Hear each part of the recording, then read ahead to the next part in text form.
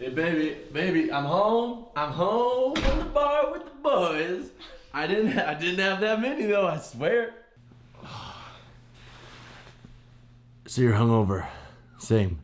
And you want to train. Same. How do we do that? When it comes to being hungover and lifting, there's not really a one-size-fits-all answer for what's perfect. Now, there are better ways to attack your training, and the way I like to think about it is putting my hangovers into a tier system. So tier 1 is just having a couple beers or just maybe a drink and having a tiny headache. Tier 2 is throwing back like 6 to 8, you're waking up, you're feeling sluggish, you have a headache, you're feeling a little out of it. Then tier 3 is you are literally vomiting. Get out. You're blackout, you're brown out, and you're not getting up until noon. Now, how do we train and alter our training for these different tiers? That's the question. So when it comes to working and altering your training around this tier system, the name of the game is working within the means you have available without setting yourself back further when you're finally feeling normal and ready to train. So a big thing to remember is that when we go out and we drink, we are dehydrating ourselves a lot. So when we wake up, we have the headache. That's often caused by dehydration. So wake up, get water, get good fluid into your body immediately, and then continue to drink water throughout the day before you actually have your training session.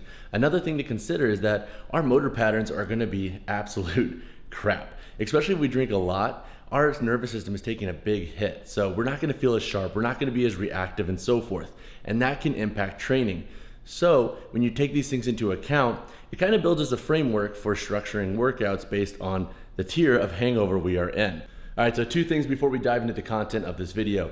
Number 1, if you're hungover, training is never really a good idea, but if you're gonna do it anyways, it's a good idea to build a framework to attack your workouts with a little bit more intent and to not set yourself back further. Number 2, if you haven't subscribed to the channel and you're watching this video, drop subscribe. Helps the channel grow, helps me, and motivates me to produce more content. But now, let's get back to the video. So you've established what tier your hangover's in. You got some fluid in your body.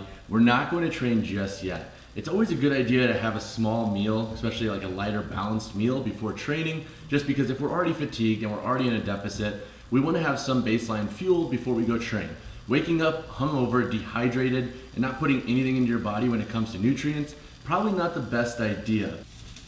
So now let's talk about our tier system and more specifically tier 1. Now I do have some tips for nutrition before drinking and after, and especially the day of training, but we'll save that for a different video. So for a tier 1 hangover, here's your plan of action. You're gonna reduce your overall workout volume by 10 to 20%. Then you're gonna modify the intensity of the exercises you're doing.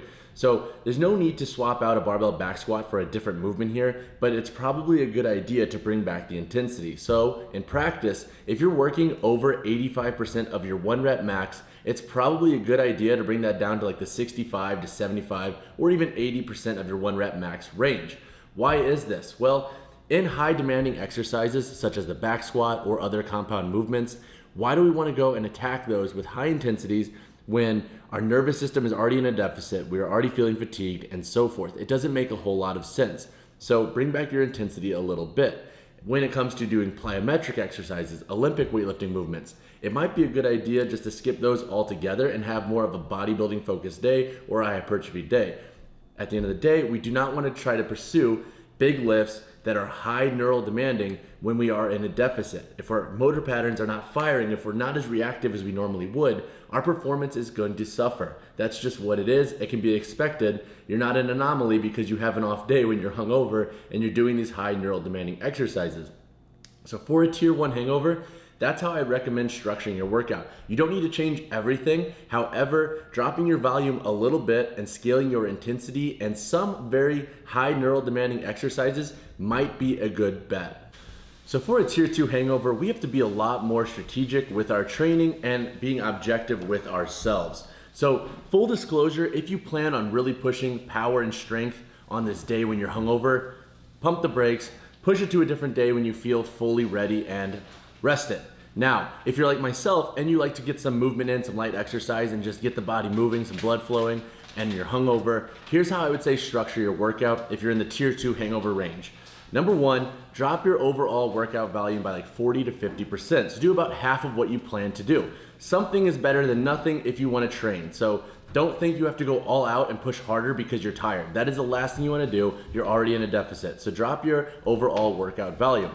The second tip is to, one, again, drop your intensity like we did in the tier 1 hangover, but also swap out high demanding exercises. So we're now dropping our intensity, but we're also being much more mindful of our exercise selection. So any big compound exercises, I would say try to stay away from and swap in better options. Let's say we have a barbell back squat program, swap in a leg press, swap in a goblet squat, swap in options that are not as demanding when it comes to a physical and mental means. Now, that's gonna have to come down to what you have available and how you like to train, but those are some tips that I would say for a tier 2 hangover to work with. I like to get moving in the gym and do something, so swap in options that are a little bit lighter in nature and don't push the intensity too heavy, because again, if we're in a deficit and we push really hard, we're only gonna decrease our overall fatigue levels more. So we're just gonna keep plummeting down and not fully recovering. And what good is that gonna do us when we wanna actually train, when we're feeling rested in the next day or so? Hangovers can vary pretty greatly, and that's based on our overall stress levels, our overall levels of fatigue to begin with, and so forth, how we're feeding ourselves. So again, remain objective, don't push too hard, but also be very mindful of what you're doing. I'm never gonna say not to train, especially if you want to, because at the end of the day, you're gonna do what you want. But if you attack it with strategy, you're gonna set yourself up better for the next days of training when you can actually push and when you're actually feeling rested and ready to go. Now let's talk about the dreaded tier 3. The tier 3, you threw up last night. You blacked out. Babe, seriously? I can jump this. I can jump this, I swear. You were in bed until noon. Should you train? Pump the brakes, relax, rest. There is no need to be a hero on this day.